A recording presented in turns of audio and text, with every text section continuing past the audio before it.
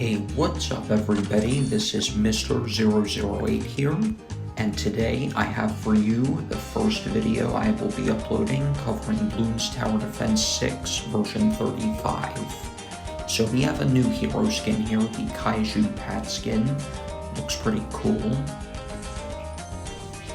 Let's get that. Looks good. Now, I would like to cover some of the update features for you in this video. So I am going to, let's find a map to play on for this. Honestly, I'm thinking just Monkey Meadow for now. I think that will be just fine for today's video right here. So let's play on impossible mode just to add a little bit of a challenge here. And yeah, let's just test out one of the towers that got a somewhat big buff in this update, and that is the Bloon Solver. So the Bloon Solver will now drop glue on the track just like the Relentless Glue Gunner used to. Now this glue only has 1 pierce per pile, however it deals 20 damage. And so it's especially good against Moab class Bloons, for example, and it also one-shots ceramics, 2-shots fortified ceramics, and I think it still applies the corrosive effect to whichever Bloon it hits. So it's mainly good against big Bloons, and it also allows the Bloon Solver to be good against ceramics and lower, just like it used to be. So it's not any weaker in any ways, it's just got that extra little feature to it. And so I am going to just start up with some simple stuff like a dart monkey or something like that. And this is not going to be that much of a guide, it's more so going to be just testing out a tower that we haven't tested before. So because of the buff that it got in the update. So I would like to do this with a couple more towers eventually for this update, like the Comanche Commander, which was also buffed, as were the Super Mines, and I believe there was one other tower that I want to cover as well. Just take a look down here, see if it helps me recall. That's right, the Spirit of the Forest, which in some ways was nerfed because its thorns deal less damage to the Bloons that they hit, so it won't be as good against Moabs. However, its vines on the track will deal more damage than they used to pre-update. So that will be interesting to play around with, and I'm going to get a few farms here to help out with income probably. Not going to get that many, but I'm just going to get a couple to help us out here. And in the meanwhile, I want to talk about where I've been. So I have been continuing to progress through my senior year of college, and spring break is actually next week for me. So that'll be pretty nice, especially just because I want a little bit of a break from the work. And to be able to have more like fun recreational time to myself. And I do want to roll out some more videos in that time span as well. So that'll be nice. I have also applied for some graduate schools, and so I am looking forward to hearing back from the schools that I have applied to. And hopefully I get into one of them, because I do want to keep taking my astrophysics knowledge and my progression through the field as a career choice to the next level. And yeah, it would just be nice to be able to get started on that this year rather than being required to work on something else to improve my resume in the process. So, or in the meanwhile, rather. But, yeah, so I'm eager to see where that ends up going. And I do have a plan B in case that does not work out. for this year, like other things that I could do this year to strengthen my resume. That way my applications will be stronger for the following school year. So that's some of the things that I wanted to talk about. And the other thing that I wanted to talk about in this video is a trip that I went on with family recently. So I haven't talked that much about my interests on this channel as far as sports go, but there are quite a few sports that I like, some of which include, let me just take care of this round first. It's looking like I'll need to go out and go back in. That's okay though. Let me just get another boomerang and I'll upgrade this one as well. So let's get faster throwing right there to start off, and I'll have this one target strong with the even faster throwing right there, and that should be fine for the meanwhile. So getting back to the trip that I went on, now let's switch back to first, I suppose.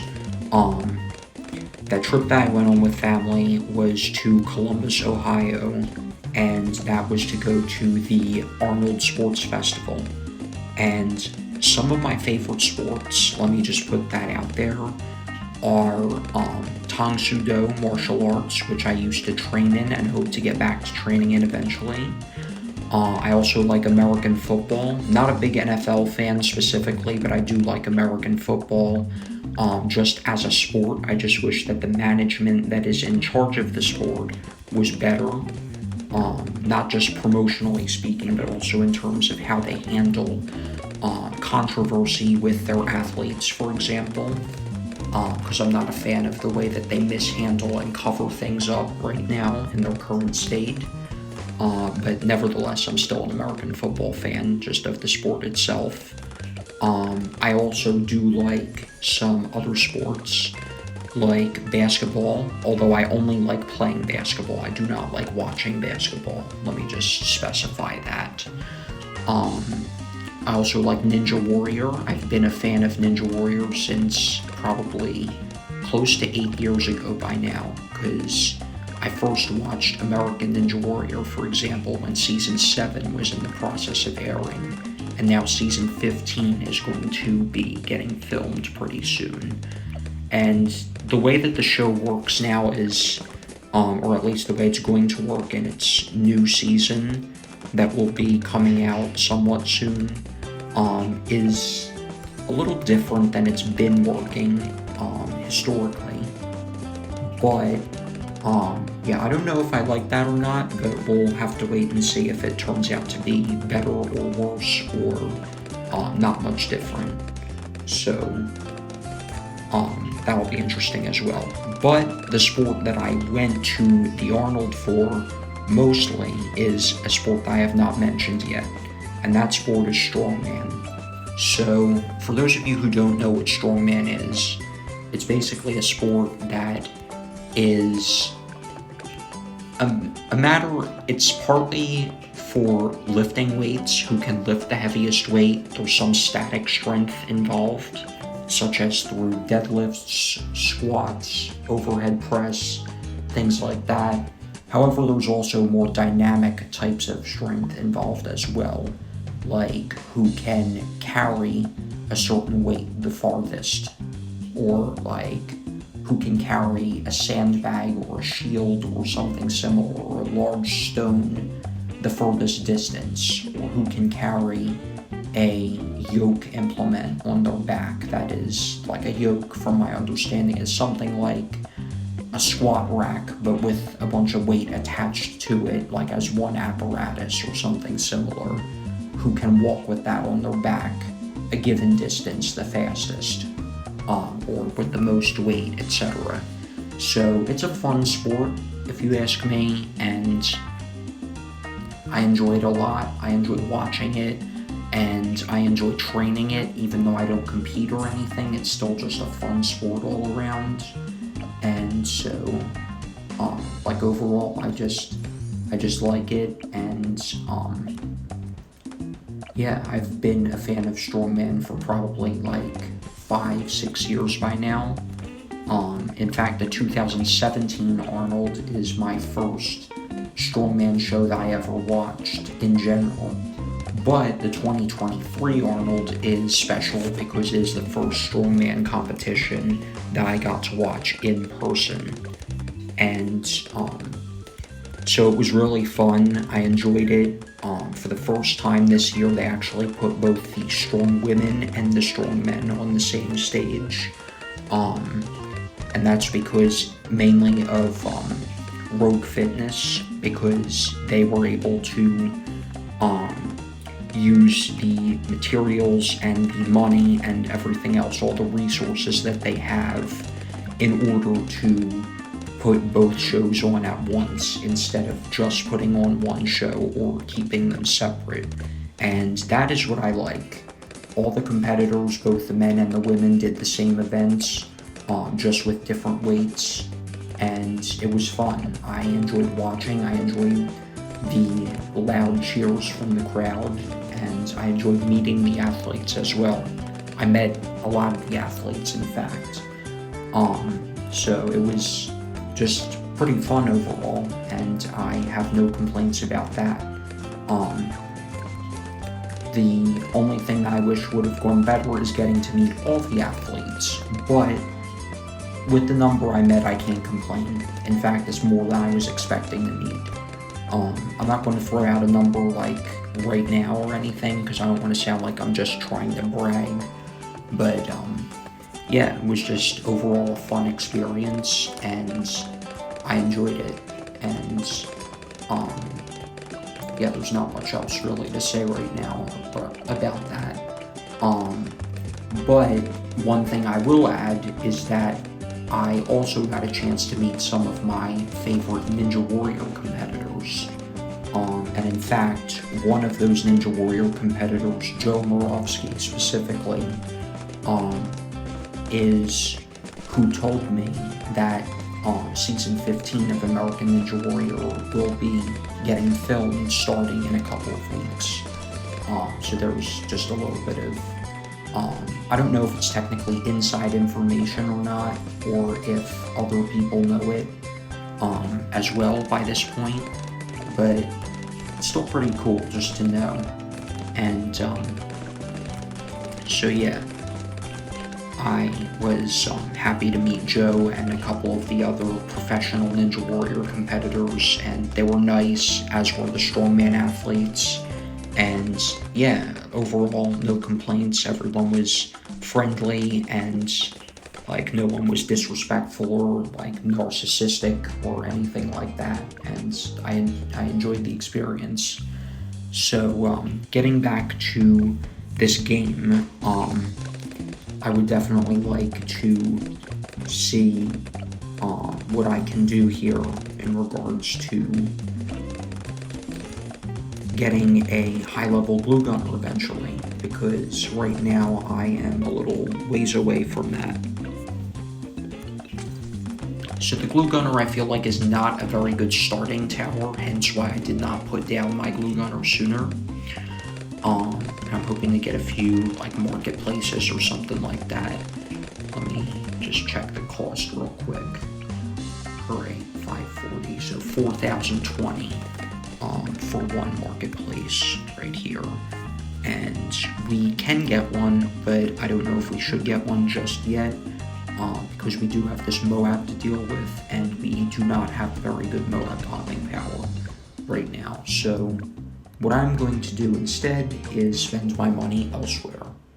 So let's get a Bloon Solver, which isn't good in the way of Moab popping power, but what I can get is maybe a tack shooter right around here for the Moabs. At first I was going to get a crossbow monkey, but then I remembered, because I haven't been playing BTD6 much recently, because I haven't been focused on recording it and all of that, but then I remembered, hey, we have better options for which towers to get to pop Moabs.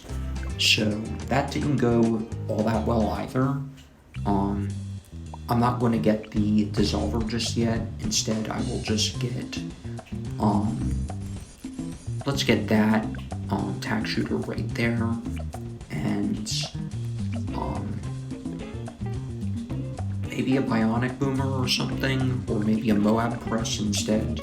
Yeah, let's get the bottom path. That way we can get the Moab press. So it's looking, oh, okay. I was expecting to lose there, but thankfully I did not. So that was nice. And now we can focus a little bit more on our economy. That way we can get a Bloon Solver sooner. So let's go ahead and get a marketplace right there. There's our first one. And the crossbow monkeys barely were able to handle those camo rainbows right there. So yeah, we definitely do need more camo detection in the near future. There's our second marketplace, so we're making substantially more money right now. Not like a crazy amount or anything, but it's still more than it was before by a significant margin. And let's get a third one right there. And farms and other forms of income get more and more important the later in the game you go, because past round 50 you only make like half the normal amount of cash that you would make, like using the standard money that you get from popping the balloons, or rather in terms of that you only make like half. And then after round 60, I think it cuts even further to like 40% or 33% or something like that. And then it goes down again after round 100, then again further after round 120. It's just like crazy how tight cash gets like that late in the game. So, actually I'm going to sell this Bloon Dissolver right here, and I am going to get the bottom cross path instead, which is not better for 3rd tier or below, but for 4th tier, because it has 2 pierce by default, it's a little better, and then it's especially better to have the bottom cross path once you get the 5th tier. So I will do that, just to get that out of the way, rather on the sooner side. So let's also get a village right here, and I'm going to get that to a 420. And it's looking like we are struggling a little bit with the camo ceramics, and we are probably not going, there, barely. I was like ready to like go crazy quickly to the gear icon on the top right and leave right before I would have lost. But fortunately that did not happen. There's our village, up to where we want to get that, and we will get our Bloon Solver pretty soon as well. So overall, I'd say I'm in a fine spot. I'm probably going to sell all these support towers as soon as I can afford the Bloon Solver, and maybe like 1 or 2 other towers for support, because I want the Bloon Solver to be the main focus of this video. I don't want to just have Bloon Solver and then like a bunch of other support towers. I want it to be like a real main focus, and I also want to test how far it can go with as little support as possible. At least as little support in terms of outright damaging the balloons and all that. Like, I want the Bloon Solver to do most of the work in that regard. At least until we like reach a point where it can, then we'll add something else in. But like, I'm not going crazy late game or anything. Probably going to stop at around 100, maybe 120, 140 at the latest. But considering how fast the ramping gets and how crazy it is later on, I don't expect to go all that far. So let's sell that, and we are almost ready. There's Bloon Solver right there. So now there's all those splats of glue on the track, and the ceramics and the Moabs do get popped by them pretty easily, and it's just really cool, that mechanic. So I'm even going to sell the Kylie Boomerang, and we're just going to see how far we can go with only the Bloon Solver, and then we'll start getting more support as needed. But for now, I think we can focus on maybe building up our economy a little bit more. I'm not selling the farms because, again, Bloon Solver is not our end-all be-all. It's simply the main tower I want to focus on in this video. And I do actually have a strategy up my sleeve that may work pretty well for later on using the Bloon Solver as a main staple of the strategy. So there is our first central market for some more money. And yeah, let's just keep on going. And we are starting to get to the rounds where there are more Moabs and such. And when it's just Moabs or fortified Moabs even, like, it's not a big deal, but like BFBs and higher can cause some problems, especially because this tower is not designed to pop Moabs. But when you do have those glue splats that deal 20 damage each, enough to one-shot an entire ceramic, see how quickly those Moabs got popped? Like, when you've popped other Bloons first and then you have those things to help you out, it's pretty good. But when you don't have those things to help you out, it's not that good against Moabs and all of those Bloons. If I stumble on my words a little bit, I'm pretty tired today, so hope you guys don't mind. I still wanted to crank out a video today, though, because it's been a while since update 35 even came out, but I still want to make the videos for it and all of that. Looks like the Bloon Solver shot in the direction of that BFB, and then, like, the BFB just got hit, like, right as it was entering onto the track. It's pretty odd. I've never seen anything like that before, but at the same time, it's kind of cool. So, yeah, we are on round 70 now, so I think round 79 and 80 will be the next rounds that we have possible difficulties on. And apart from that, like, we'll just wait and see. But for now, I think we are fine. And overall, even the BFBs are not getting that far, so that's nice to see. And the glue that goes on the track, it does have a short lifespan, so it's only, like, it's sort of a niche type of thing, but I still like the mechanic, and I think that this tower is definitely better with that than without that, and at the same time it has to have that short lifespan to keep it balanced. So overall, I do like this change. Let me know what you guys think in the comments down below. That being said, even though I do like this change, I would like it even more if Ninja Kiwi simply allowed different types of glue to stack onto the same Bloon, at least for Moab class Bloons. For ceramics and lower, it doesn't really have much of a purpose, but imagine if you could have both Solver glue and Super glue on, say, a ZOMG at the same time. I think that would be pretty cool. Some may say it makes glue gunners OP, but, like, they're very unpopular in their current state, I'd say. Not a lot of people use them, at least from what I've seen and from videos that I've watched and polls that I've seen relating to BTD6 towers. And in battles too, Moab glue and solvent glue do stack. So, I don't understand why it's not a thing in BTD6. If it has something to do with the code, that's a possibility. But, I'm pretty sure that towers in Battles 2 version 1.0 were the same as towers in BTD6 were, in whatever version was newest of BTD6 at the time that the game rolled out. And as such, I don't think it's an impossibility with the current code to implement that.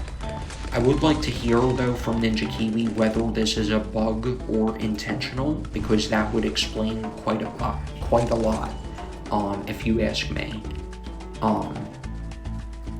So it looks like we're going to have to deal with the ZOMG next round. I'm going to get a Moab press. Nothing too fancy, just a simple Moab press for some support there. And because I do want to keep on farming, because even with 4 central markets, our money supply is good, but like, it's not, we're not too big to fail, shall we say, and I want to get to the point of being too big to fail. That way we can focus more so on what towers to get and less so on if we'll even have enough money to get them. Speaking of too big to fail, I'm pretty sure, if I recall correctly, when you're too big to fail was the original tower description for the Monkey Wall Street. And yeah, that was cool to have in the game. So let's get these right here, and in case you're wondering why I'm getting farms here, you will find that out pretty soon. But can we put one here? Looks like we only can down there, but that's probably too far away. So let's get this, which means that we're a little further away from the Monkey Wall Street, but that is fine. We will be getting that pretty soon anyways.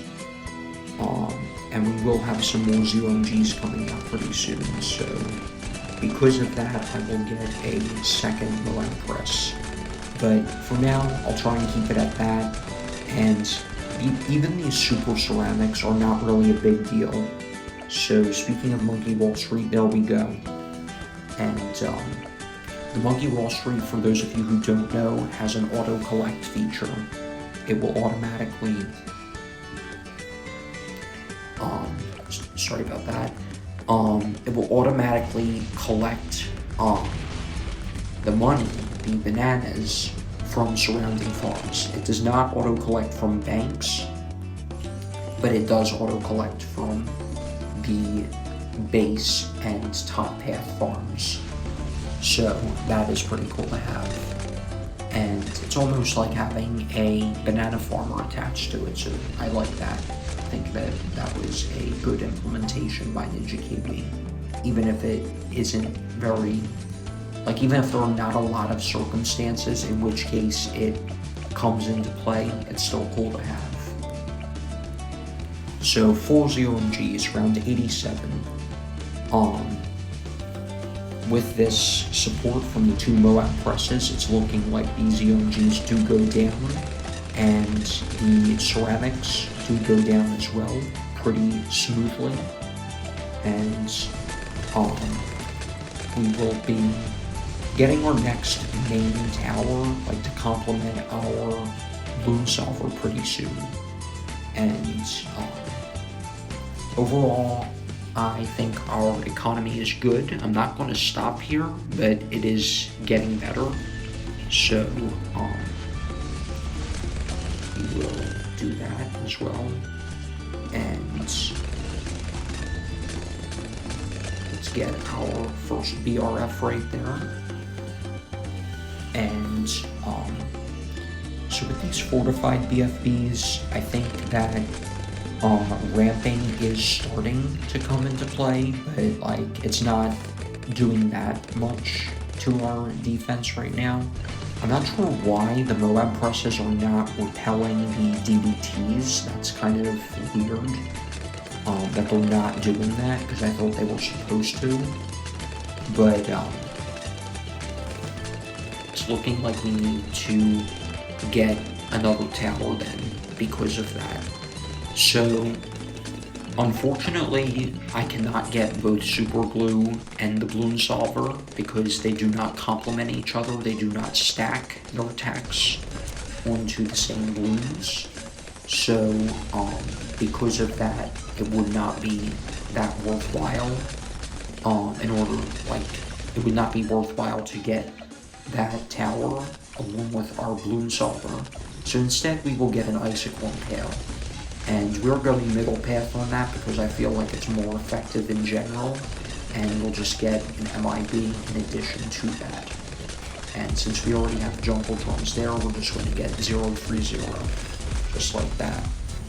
And the ZOMGs are getting slowed significantly, even more than with the Moab presses, and they're taking a lot of damage because the Icicle Impale is not only designed slow, it's designed to pop the Moabs, something that the Bloon Solver struggles with. And there we go with popping the DDTs. And overall, I'd say we're in a good spot, even against rounds like 95 and 99 for now. So, I'm thinking of taking it beyond round 100 for this video, just for some fun, to experiment with these towers. Another change, speaking of towers that I may get, the call to arms has been changed in the most recent update. Gives all monkeys plus 50% attack speed and pops for a short time. Not just all monkeys in range, all monkeys. So, the 4th tier village, it's nice that it's been buffed in that regard, because I think that even though I liked Call to Arms even as it was pre-update, it's not like a commonly used tower, I feel like. But I do see some players like Isaac, for example, using Call to Arms and Homeland Defense and such pretty commonly, but like, I don't know if that many other players use them, at least outside of like testing towers, like late game and such, and like god boosting or super buffing or like other things along those lines. So, yeah, it's still an interesting change, and we'll see how things go with that in the game. So, overall, yeah, I think I'm going to go to round 120 with this, because even though I am relying in part on the Icicle Impale for popping the Moab layers and such, I do think that the Bloon Solver is doing a good job, because we would struggle against Super Ceramics and all of that without it. And it also, with those extra blobs of glue that it leaves on the track. With those, it deals extra damage to the Bloons that run into it. So,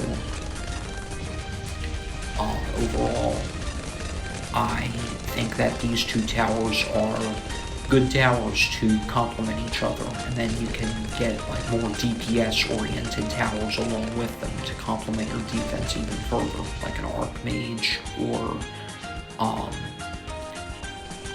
I don't know, an Inferno Ring or something else like that. Avatar of Wrath, maybe, something like that. So overall, it looks like this is not a good defense against the bad Bloon, but we do have some ways that we can change that. So we will do something that will allow us to change that right now. So I'm not sure if this will be enough on its own, but let's get Attack Zone and see how we do now. Take a look at the damage. I'd say we are probably fine, because the bad Bloon has probably about 25,000 health on its top layer, and the Attack Zone is doing lots of damage to it, so I think we are fine now. It's looking like we may not. Okay, good.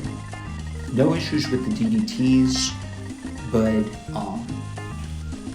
looks like we may have issues with the Moabs or the Bloons underneath. Let's see if we can glue them all and pop them all. We can, nice.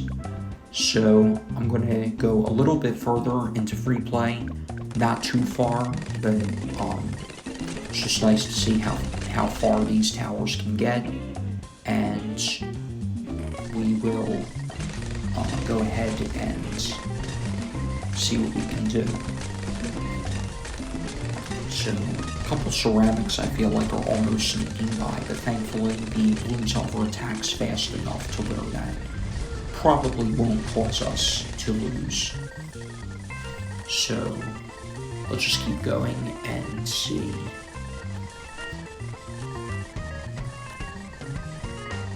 So, it's looking like even with the tack zone, these CLMGs are taking a while to pop.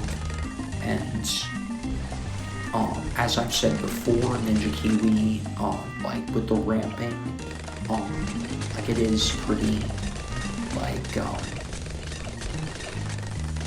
the ramping is pretty, like, significant at this point in the game. That being said, it wasn't always like this. It was not always as strong as it is now. Because people used to, like, even before balance changes started making a bunch of once crappy BTD5, or not BTD5, Tier 5 rather, towers into good towers. Before that started coming around, we were about to lose there, so I'll just go back in. Even before a lot of those balance changes and buffs and reworks came around, there were still a lot of like runs where players would get past like round 300, say. Now, it's hard to get to round 300 even with like high degree paragons and a VTSG and stuff like that. Like, it's not crazy hard, but like even that, like, it's challenging to some extent, but it's not like super hard to get past that point or anything. Just wanted to put that out there. So let's see what else we can get for some Moab damage.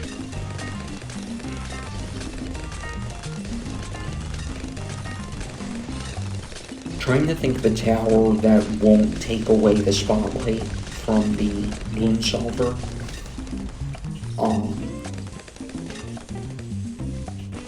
Hopefully it doesn't take away the spotlight too much. I'll just get a Moab Press for now, and if we need more, I'll just get a Moab Domination. But hopefully we won't need that just yet.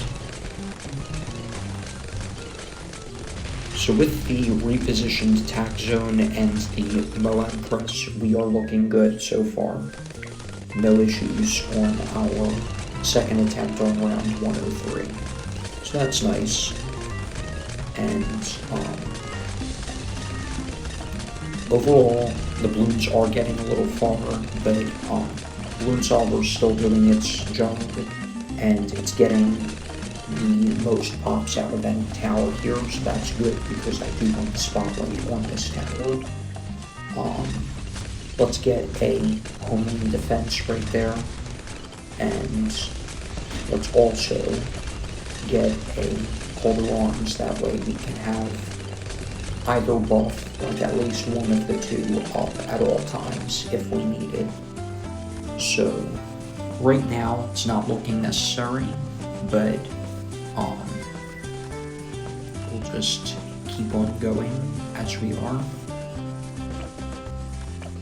So tack zone is dealing damage a lot faster than the Bloon Solver, but overall it's not really a problem or anything because I still feel like I'm doing a fine job of showing what the Bloon Solver is capable of.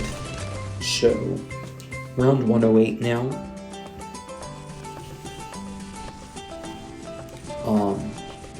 I'm going to call it now because I don't want this video to go on too long. I mean, I like making rather long videos, but at the same time, I don't want a lot of viewers tuning out before the video is over. And I feel like with the statistics that I've looked at on my channel so far, that does happen quite a bit. So, I mean, sometimes you can't really help it. Sometimes the views may even be coming from bots, not even real people. because there are like spam comments and other things like that some YouTubers have to worry about, especially ones with larger channels and such. But yeah, as much as I can though, I would like to keep my videos engaging all the way to the end. So, something else that I wanted to talk about in this video is that I did share a poll a while ago. I have not checked the poll more recently. However, I have seen that at least 1 or 2 people who have voted on the poll are interested in me putting out a video in regards to my thoughts on like censorship and stuff like that on YouTube. So I would like to put out a video on that pretty soon, talking about my thoughts on YouTube in that regard, because I don't like when any company, I'm not just even talking about YouTube, I don't like when any company, whether it's YouTube or Supercell or Ninja Kiwi or anyone else, punishes people for using curse words. Like, if you're just using simple curse words that are not derogatory in any way, that do not reference or are not meant to reference private parts or anything like that, if you're just using simple curse words that are like mainstream curse words that, like, in my opinion at least, no one should be offended by, then you should not be canceled, you should not be shut out, you should not be downgraded, you should not be like deplatformed or depromoted, so to speak. And when I say deplatformed, I don't mean banned. I just want to make that clear. I don't mean banned. All I mean by deplatformed is not sponsored anymore, not promoted anymore, basically. So, like, I don't want less people to get suggested my videos just because I curse. I don't want less people or less, like, game makers, like Ninja Kiwi, for example. If I get a channel that's big enough to, like, if my channel gets big enough to where I have a creator code in the game, for example, and people can enter a creator code for me, I don't want that removed from the game if I start cursing again in my videos. Like, I think that too many people get offended by simple things like that. And I grew up in America, for that matter, where I feel like the biggest problem lies with getting offended easily like that. And we lost there, unfortunately, but I'm gonna go again. So I feel like we live in a society, though, where, for example, like, just as an example, I feel like we live in a society where if someone says, I'm not going to say the word right now because I want to make up my mind on a grander scale first, before, like, getting back to, like, being myself, so to speak, in my videos, which would involve me cursing occasionally. But if people get offended by a certain word that starts with F, for example, more than they get offended by an F grade on a test or an exam or something like that, then that's an indication that something is really wrong, if you ask me. Like, people should not be getting offended by simple curse words that do not have derogatory meanings to them, that do not have private meanings to them. Again, I'm trying to choose my wording carefully to avoid demonetization. If people are not using curse words of that nature and they're just sticking to simple curse words like damn or hell or anything similar, like, that does not warrant any kind of censorship, in my opinion. Even little kids should not be, quote-unquote, sheltered, for lack of a better word, from words like that, if you ask me. So, I am thinking of putting out a video about that, and maybe covering a few other topics in said video, and talking about why it's important to me and why everyone should treat it seriously, and why YouTube should revert its policy of downgrading or demonetizing or doing anything else in similar regards, like so, to content creators who use minor and typical everyday curse words in their videos. So I feel like that's something that there isn't a valid argument against. I do respect people's opinions. I'm not trying to make it sound like my way or the highway or anything similar. But I feel like my opinion on that is pretty strong. It's more debatable if you're talking about other types of curse words, but if you're talking about simple everyday curse words, no one should be offended by that or canceled or deplatformed for using them. That's my take.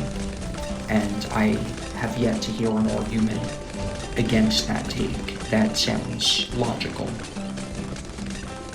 So getting back to the game, on round 115 I have had to use my called alarms quite a few times. Not a crazy number of times, but overall, looks like we're still fine. The Icicle Impale does have more pops now. Quite a lot more than it did last time I checked. It's still less than my Bloon Solver, but more than Tax Zone.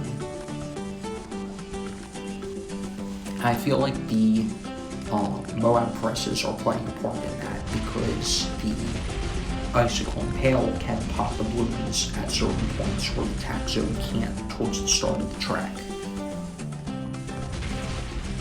So, looks like we are fine for the most part,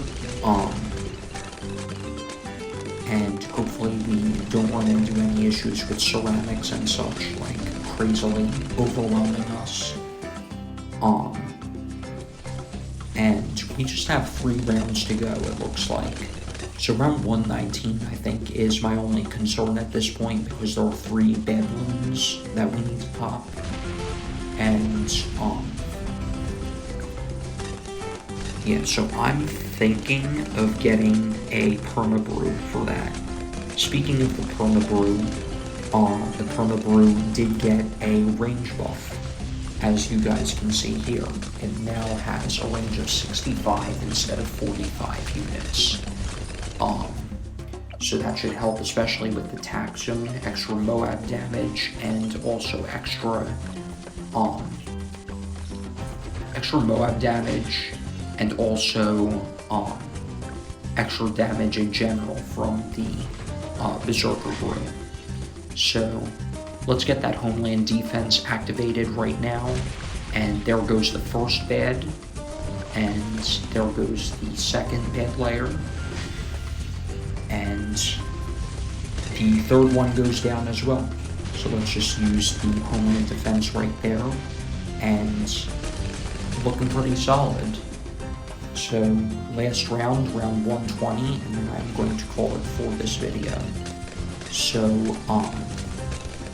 let me know your thoughts down below on the Bloon Solver. I know I said that before, but some more engagement on these videos would be nice, and that's what I'm trying to promote. Not just between me and any individual viewer on my channel, but also amongst the viewers. Feel free to chat about the game and all of that in the comment sections of my videos, so long as you're not bullying, harassing, arguing with each other, etc. Because I do want to harbor a positive environment on here on my channel where people can express opinions and all of that while also being civil with each other. So let's take a look at our pop counts here. The 5 Moab presses combined, it looks like they have a little bit over 900,000 pops. Tax Zone 1.645 million. Icicle Impale almost 2.75 million. and the Bloon Solver has 4.56 million. So not quite more than all of the other towers combined, but it does have more than the Icicle Impale and the Tax Zone combined, so that's pretty nice to see. So I hope that was a good way of showing the power of the Bloon Solver while keeping it like the main spotlight of the video and just providing other support where necessary and not too much more. So thank you guys for watching this video. I hope you've all enjoyed. If you have enjoyed, make sure to leave a like and subscribe for more interesting content, and more update related videos will be coming out soon, as will my map guide series, getting back to that, and some other BTD6 content, and possibly some more videos aside from that as well. Once again, thank you for watching. I'll talk to you all in the next video. Peace out.